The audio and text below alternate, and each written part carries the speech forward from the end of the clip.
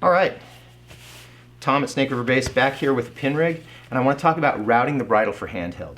As I said in a previous video, I think it's sufficient to just bring the bridle up and tuck it, get it away from the bottom corner snag hazard. But there are a lot of different ways to do this, and I want to talk about pros and cons of a couple of other methods.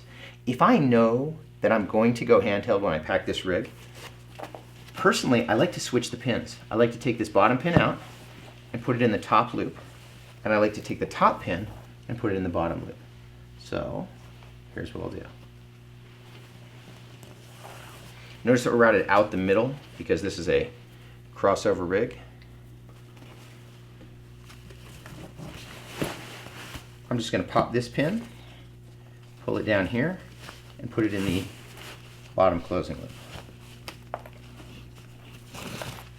Then I'm going to take what should be the bottom pin, the pin closer to the pilot chute, and I'm going to put it in the top loop.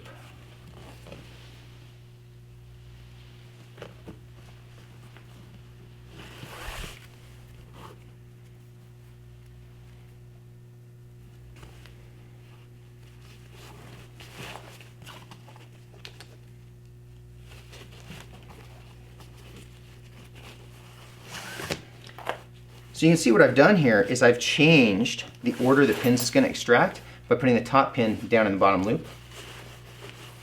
I've also greatly reduced the amount of extra slack in the bridle, which would normally be up here, to reduce the chance I entangle it on my elbow or something as I'm exiting and pitching. So I really like this technique if I know I'm doing a very low go and throw kind of handheld jump, because it gets a lot of bridle out of the way.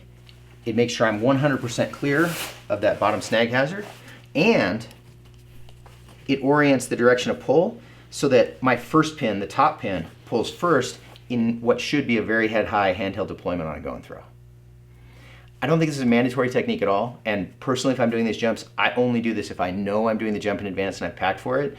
I will not stop at an exit point or on the way to an object and reconfigure my rig in this way, but I do know people who do that.